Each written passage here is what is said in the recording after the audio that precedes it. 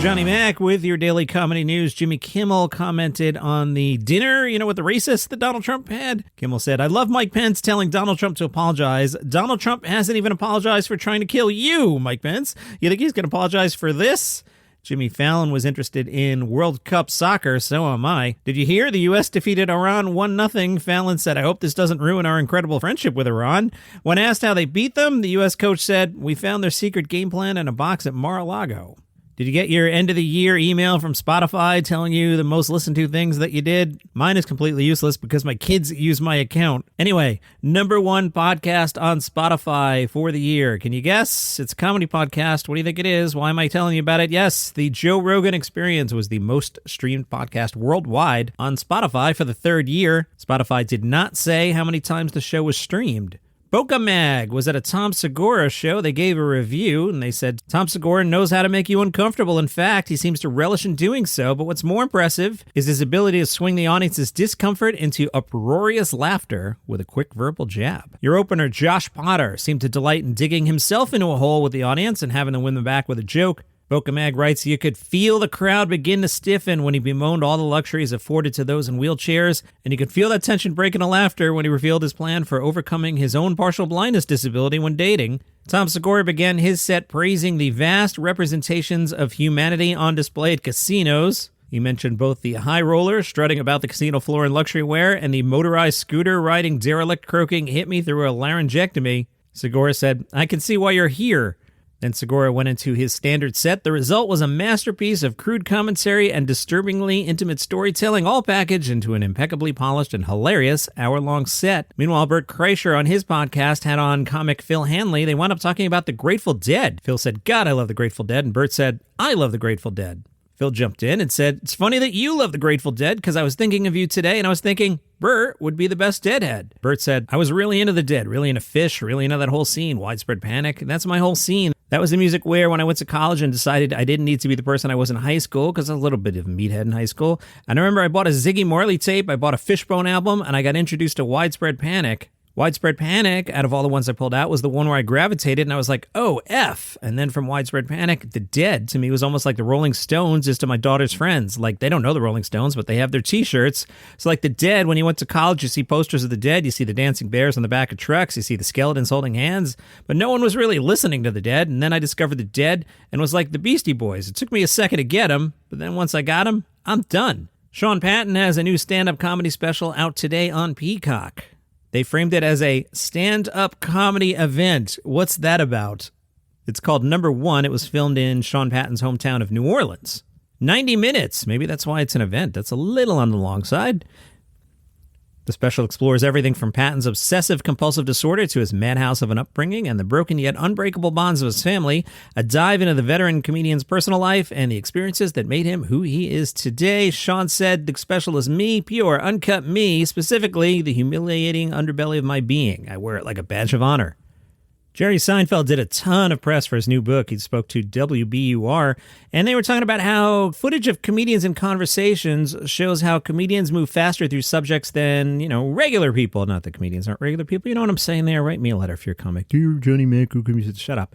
That's what a stand-up set is, Jerry. It's a condensed, hyperkinetic, fake conversation. Nobody talks in a series of jokes. It's a ridiculous conceit that happens to be a lot of fun, but it takes a tremendous amount of work to create it. But the comedian brain that can do that is not a typical brain. Write Jerry a letter, not me. The thing I discovered doing the show is any comedian, boy, I'm dropping the G's this week. Is it that I spent time with my family over Thanksgiving? I've noticed my Queen's accent has drifted a little back in this week. I'm dropping G's left and right.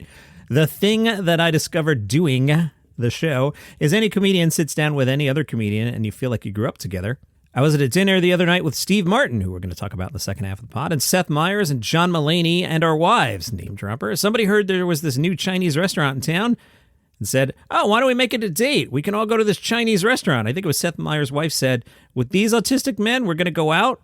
Jerry said, I love my contemporaries, but it was the older guys I loved the most. People ask, what was it like to be on The Tonight Show with Johnny Carson? I used to say, it's like there's a doorknob in front of your TV and you just opened it and stepped inside.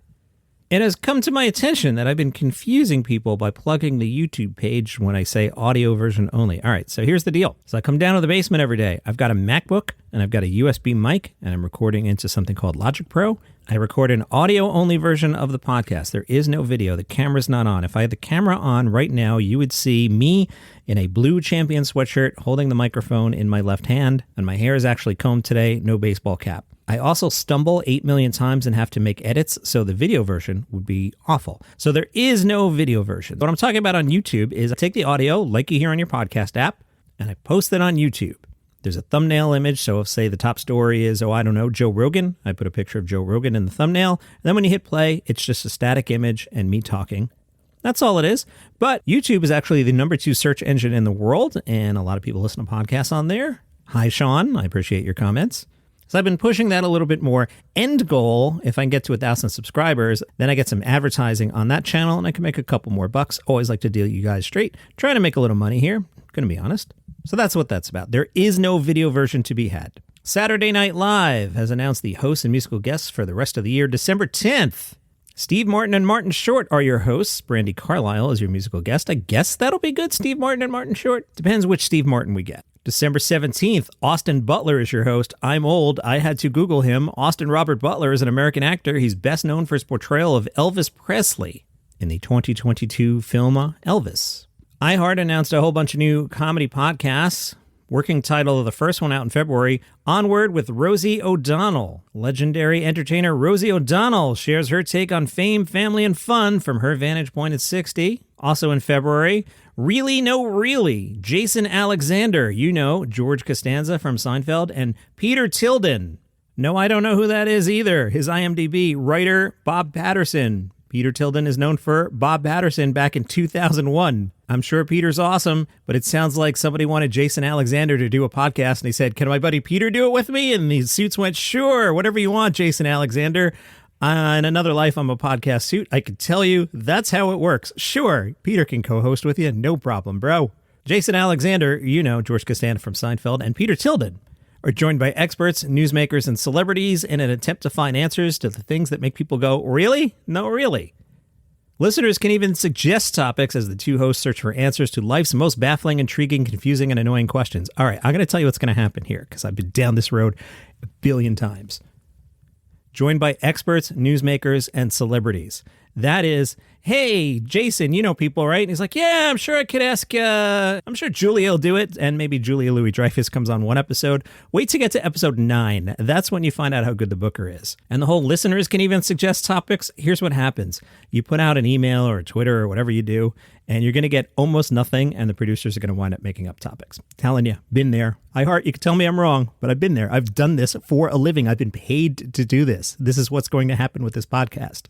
A working title, The Amber and Lacey Show, launching sometime in 2023. All right, who are Amber and Lacey? Amber is Amber Ruffin, and the Lacey, her sister, Lacey Lamar. Again, I'm sure Lacey's awesome, but this is the same thing. Hey, Amber Ruffin, you want to do a podcast? Yeah, can I do it with my sister? Absolutely. Would love to have your sister do it. Been there, done that, know how that goes. Will Ferrell's podcast network is behind this one. It features celebrity guests, comedic games, and a huge dose of sibling rivalry. That'll have some legs, especially with Will behind it. Bombing with Eric Andre, also from Will Ferrell's network. A comedy interview show featuring comedians, musicians, and artists sharing their best series of bombing on stage in front of a live audience and more outlandish comedy premises in Eric Andre's signature style. Hey, right now, I hear Dan Bublitz Jr., who hosts the Art of Bombing podcast. I feel the knot in your stomach. Everybody, go listen to Dan Bublitz Jr.'s The Art of Bombing. I'm going to put a link in the show notes. I like Eric Andre, but I don't want him coming and taking Dan's corner. Dan's been doing 256 episodes of this thing. The Art of Bombing, a podcast about stand-up comedy. Have you ever wondered what goes through a comedian's mind when they tell a joke that doesn't work? Whether you're an aspiring comedian or a hardcore comedy nerd, The Art of Bombing has something for everyone. Yeah, nothing against Eric Andre, but Dan's got this corner, man.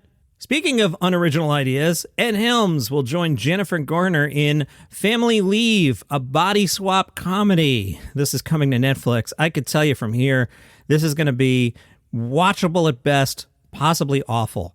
There's a lot of potential in Ed Helmes. I get it, but you've seen the later seasons of The Office, right? Yeah. Ed Helmes and Jennifer Garner play Jess and Bill Walker, two parents who are doing their best to keep their family connected as their children grow older. Okay. When a chance encounter with an astrological reader causes the family to wake up to a full body switch on the morning of the most important day of each of their lives, the Walkers will attempt to unite to land a promotion, a college interview, a record deal, and a soccer tryout. They've made this movie 5 trillion times, guys. Stop. So negative today, Johnny Mac. All right, here's a happy story. Non-binary comedian Mae Martin is getting a Netflix special. Martin will star in an hour-long stand-up comedy special set to debut in 2023. Martin celebrated the news on Instagram, writing they were so excited to be able to announce this and inviting fans to snag the last tickets for the December 8th taping. And that's your comedy news for today. Follow the show on Apple Podcasts, Spotify, YouTube, wherever you get your shows. Normal episodes all weekend. If you're a premium subscriber and you paid the $5, or maybe you're on the free trial, first month's free, you already have the weekend episodes. You woke up to them this morning. You're like, hey, Johnny Mac hooked up the weekend. That's right. Premium subscribers on Apple Podcasts, $5 a month.